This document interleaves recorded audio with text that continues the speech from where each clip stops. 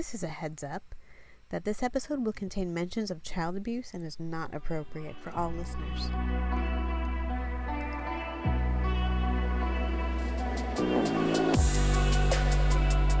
You don't have to adopt or be a foster parent to play an important role in helping children stay in stable homes. Lauren runs a ministry in her church that specifically supports foster families within her church and the wider community.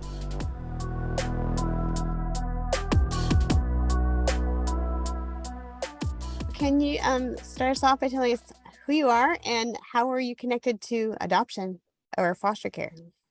Yeah, my name is Lauren Clark, and I am the Missions and Ministries Director at Vintage Church downtown here in Raleigh. And I lead our foster care and adoption ministry. So it's been a lot of fun. It's been both challenging and really joyful. But I majored in social work in college, and I knew that I wanted to do something in the realm of child welfare. And this opportunity opened up at my church, and I really wanted to combine like social work and ministry. So yeah, that's how I'm connected. Cool. I would love to know, how does your ministry work and what do you do for and with foster families and foster children? Yeah, so when I first started, we had maybe one foster family at Vintage Downtown. So a lot of it in the beginning was kind of starting the conversation, bringing awareness to the church, because I think foster care is something that you don't really necessarily see. And so a lot of people aren't aware of the need. So we'll have like a big foster and adoption Sunday every year where we usually will kind of tell a story. um, we kind of theme the years differently, but this past year we did from the perspective of foster and adopted parents. So we kind of prepared a video beforehand with just their experiences and what's been challenging, what's been good, like what have you learned, those kind of things. So we'll do kind of like a big kind of like catch-all event like that, and then we'll usually have like a follow-up kind of meeting, maybe like an interest meeting, or we've done like a night of stories where we brought on former foster youth and like adults who had been adopted and had them kind of tell their story. And then in regards to supporting families, we try to provide like tangible support through like free babysitting. We have people that will take the kids out to the park for the afternoon or come over and give the parents a date night for free. We try to provide every foster or adopted child their own mentor that will take them out and do special like outings with them. We do these events that we call Kids Night Out. So it's kind of like a free date night for the parents, but then we kind of organize different activities for the kids, and we'll kind of theme them based on like what time of year. We do like a Christmas party or a Valentine's party or something like that. And then honestly, like random other things, like we have guys that have provided like free lawn care for families. We try to help connect them to resources like counseling. We have a support group that meets once a month to kind of just give parents space to talk about what's going on, and just a space where they're with other people who get it too. Yeah, and we'll provide different events kind of to like help cultivate the community within foster care and adoptive families. So yeah, those are some of the things like Cool. we do. And so in your support group, are all the foster families people who go to your church? Are you open to the community, or how does that work? Yeah, so most of them right now, since it's new, are just in our church, but anyone's welcome. We've started to kind of open it up. The same with the Kids Night Out events. We try to open those up to any foster adoptive parents like in the county. So that's something that we're wanting to grow as well. Lauren has found that of all the things that she and those that work with her can offer, babysitting is a prized gift. What are some of the real needs that you're seeing with the foster families you're working with? Do they need supplies, or are they needing support, or what are you seeing? Mhm. Yeah, I think what I've seen is honestly providing free babysitting is so huge. I think it's something that's it can almost be easy for a volunteer to not understand how great it is to Right. provide something like that. But just to like give them space to go out and go to the store by themselves, or have the parents have a date night, or they have a lot of, like when you have foster children, you have a lot more appointments than you normally would. And so being able to be like, yeah, I would love to come over and take care of your biological children while you go to your court appointment, or to your therapy appointment, or whatever it is. And so I think that's definitely a huge need, and really just having people um, close to them, a community that knows them and are willing to reach out and ask, like, hey, can I come over and mow your lawn? Or being willing to initiate is a big thing. And so they don't have to like necessarily ask for help. What kind of needs are you seeing from the foster kids themselves that you're able to meet or try to meet? Yeah. I think that, like I said, the mentorship, we try to provide each of them their own mentor. I know it's really important for them to have another adult figure that's pouring into them besides their parents. And so we try to provide that. We try to provide space for them to get to know other foster or adopted children, just so that they're not always the oddball out whose story looks different than everyone else's. Um, and also just to treat them as a normal kid. Like in they go to our Sunday school classes, or they go to like a students like youth group night, and it's not advertised that they're in foster care. Like maybe the leaders know, but no one else does. And so I think that's another important aspect of everything in their life is a little bit like unstable, and so providing a little bit of normalcy through just allowing them to be a normal kid. As fostering became normalized in Lauren's congregation, she found that there was a ripple effect of members willing to open their homes to foster children. Right. So do you have a lot of foster families that have been doing this for a long time, or are they usually just like taking like they're new at this, or what are you seeing in your congregation there? Yeah, we have two families that have been doing it for a while. One of them has 5 kids currently, and they're planning to adopt their current foster children. And then the other one has had like multiple different placements. But we have 3 couples that are finishing up training right now to become foster parents.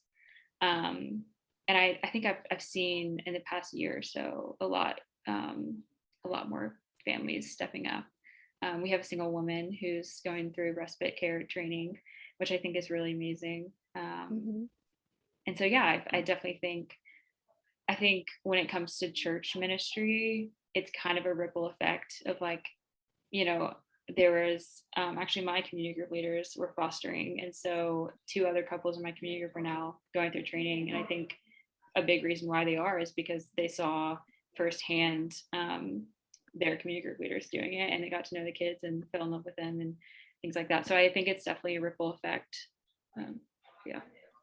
Yeah, so that's an interesting thing to see, that if they see people right there near them, it seems less intimidating. So Mhm. so that's something that you kind of want to spread to other people, that if you model it, maybe you'll be able to recruit. Yeah, for sure. That was one of my big goals, is just to normalize it. Mhm, Because like I said, it's not really something that's necessarily seen. And so mhm. the more it's in front of the church, the more people are going to think about it and be like, oh, maybe that's something that we should pray about too, or consider. Lauren has drawn inspiration for this support system from authors and local people trying to help the foster and adoptive community in unique ways. Are you modeling your ministry after anything you've seen, or are you making this up as you go along, or where are you getting your ideas from? So a lot of it is from Jason Johnson. Mm. He is a author, blogger, speaker in like foster care world. He's written some books. Okay. Everyone Can Do Something is one of them. He wrote a blog post that's like 10 ways to start a foster care ministry at your church, and I was like, oh, that's perfect. Like, we follow everything that you say. And so I've kind of taken some of his ideas and then kind of tweaked it a little bit just to fit the culture of our church, and just kind of as I've been able to see like what our people respond to and what they don't and what they need, or based on our families. But that's been so helpful. He leads a course. It's called like Church Ministry Essentials, and it's for like the foster care and adoption ministry leader. And so I did that for several weeks, and that was really helpful. I really leaned on him and the other people in the group a lot, just as I was trying to navigate like how to launch something like that, especially during COVID. So that was really helpful. And there's a lot of resources out there. I go to the CAFO conference. It stands for Christian Alliance for Orphans, but it's basically just a conference where a ton of like ministry leaders and nonprofit leaders and foster and adoptive parents all come together. And there's a bunch of breakout sessions and different things where we can kind of just learn more about foster care and adoption, and like how to best care for families, or how to best lead a ministry or things like that. So there's been a lot of help along the way, which I've been really grateful for. Right. And so how does that aspect of like this is within a church, how does the church environment like affect the ministry? We invite them to everything. It's kind of, of course, the foster parents are the ones who are either bring them. I think it's been really cool because there's a girl in one of our families. She actually ended up having like a dream about I guess she comes from a family with a lot of siblings, and she ended up feeling like pretty lonely in the house that she was in because she was the only one. And of course, like I'm sure there's a lot of loneliness that comes in moving into a new foster home. And so there was one night when she had a dream that it was something where she was like trying to find, she was like, where did everyone go? And then like there was a voice that was like I'm right here. And I think even like being in church and all, and like being in community in that aspect has helped even the kids like feel less alone, because like one of the couples, they lead community group, and so it's like every Wednesday they host at their house, and so it's like every single Wednesday they knew that they were gonna see all these people, and it's been really cool because it's provided a lot of support very organically, because every single week like we would come over and everyone loves the girls, and so we would all hug on them, and the girls would show us a dance that they had made up, or whatever it is. And I don't know, it just is really sweet. And I just really saw people like stepping up and being like, let me come like help you out this week, or let me come like do your dishes, or whatever it is. And so yeah, we do invite them on Sundays, or to like youth group or whatever it is. But yeah. And do you have other connections like within the community that you're able to refer them to, or is it just kind of all coming from your congregation there? Or Yeah. We so so we have, are you familiar with Corral? no. It's they do like equine therapy, and Okay. so their population is like 12 to 17 or 18. And so we've had a few girls that have gone there because they provide like homework help. It's really cool how they do it. They pair a girl who's like coming out of a vulnerable situation with a horse that's also come from a hard situation, and so it's really beautiful. They bond really well, and the girls like get to all know each other really well, and so that's been a really good resource. And we've just seen a lot of like tangible like improvement within the kids that have gone there. We're also, so we're starting another branch of our ministry that'll be called a fellowship project, which will provide life training skills, like fellowship nights, retreats, things like that for kids who are aging out of the system. And so with that, we've been talking a lot with Say So. It stands for Strong Able Youth Speaking Out. So it's basically it's made up of former foster youth that are Okay. pouring back into current foster youth. So we've leaned a lot on them. Um, we partner with Lifeline Children's Services, which is Okay. a adoption agency. They do international work, pregnancy counseling, things like that. And then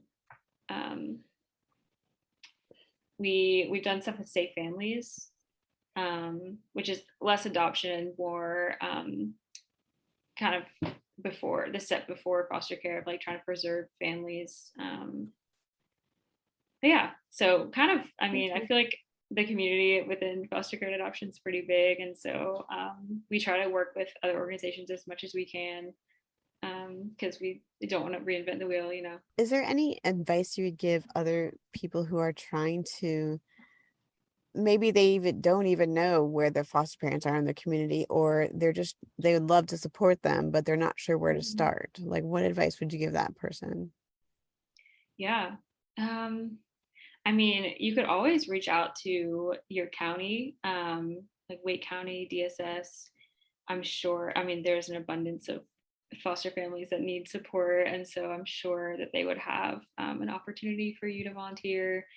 Of course, if your church has a ministry, um, you can reach out to me and serve in our ministry.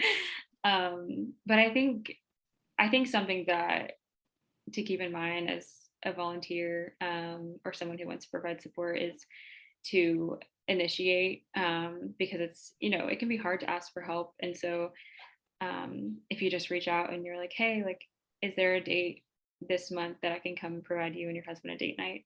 I think that goes a long way. And so, yeah, just being the initiator, I think is really helpful. Right. Don't be afraid to be like, okay, I see you and I'm going to offer this specific thing instead of waiting Yeah.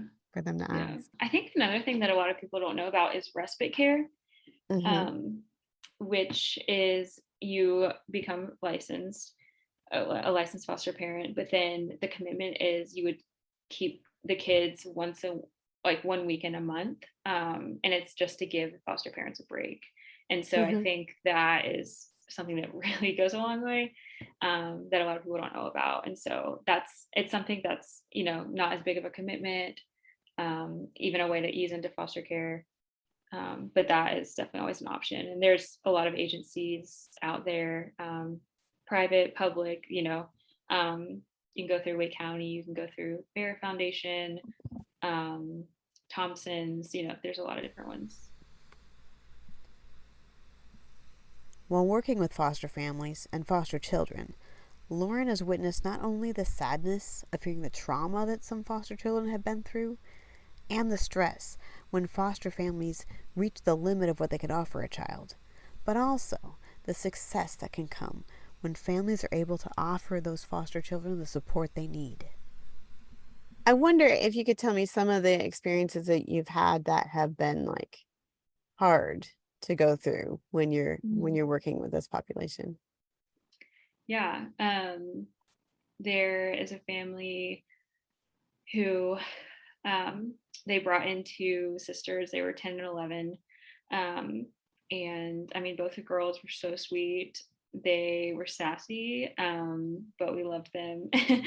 And they were in my community group, so I would see them every week. Sometimes like twice a week. I sometimes myself I would babysit for them. And there was one specifically. She was the younger one. She she would always come up and hug you. Um, she was she was the one who was more full of sass, but she was so sweet and so full of love. Huge personality, and um, she started having a lot of behavior issues, um, and it just really escalated to the point where it was dangerous. They were concerned about the safety of themselves, her and also her sister.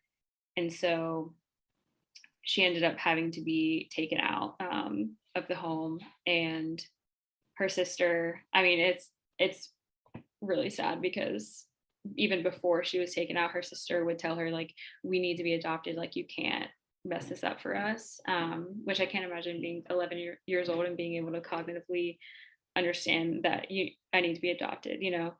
um, and so she ended up being taken out and isn't going to be allowed to come back. And then the older one is staying. And I mean, it's been cool seeing the other one really thriving, honestly, as like an only child, and being able to not have to be the responsible older sister that she used to be. But it's definitely heartbreaking for the other girl, who's now she's going to have to be in residential care. And I mean, obviously, like, we all love her so much and want the best for her and everything, but the foster parents weren't able to give her the therapeutic care that she needed. And so it was kind of not a choice. And then there's also just hard stories that you hear. Like, there's this sweet little 5-year-old girl who she's what was put into care because her mom, like, was trying to hang her. Like, I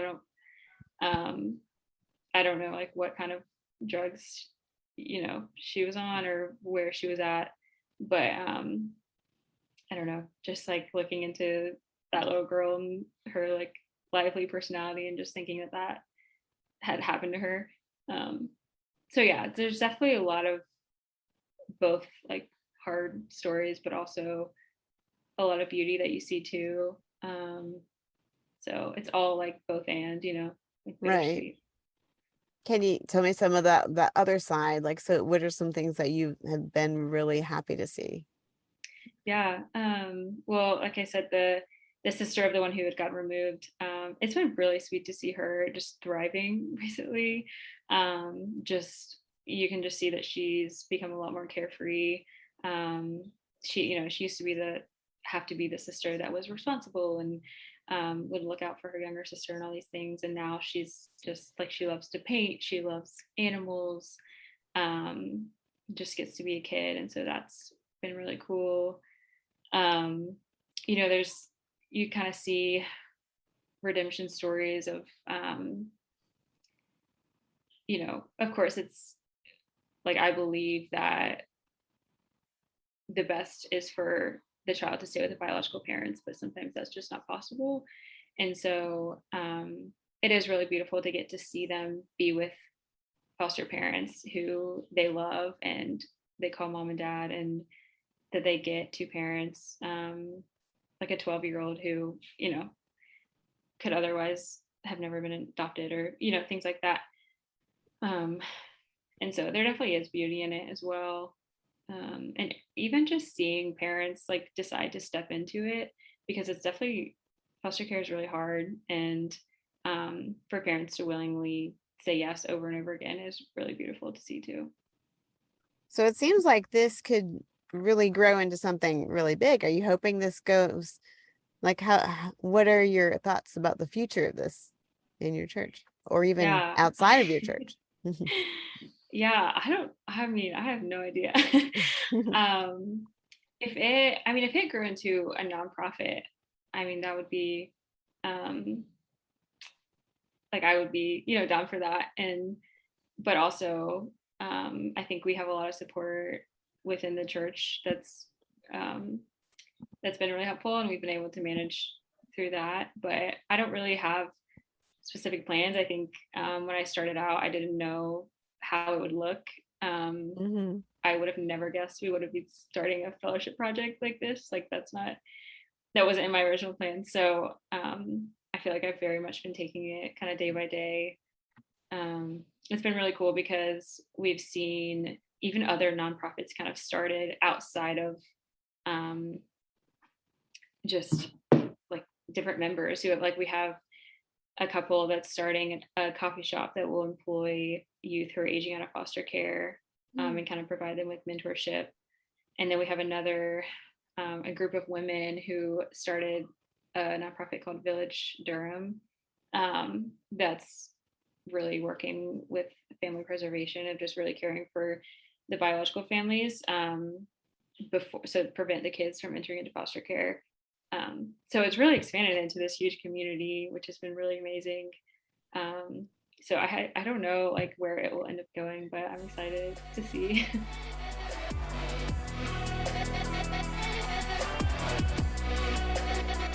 The Foster Family Ministry at Vintage Church is still growing and offering support to foster families all over the community. If you want to find out more about their group and ideas about starting your own foster family support group, take a look at my website, www.adoptionuncovered.com. And thank you.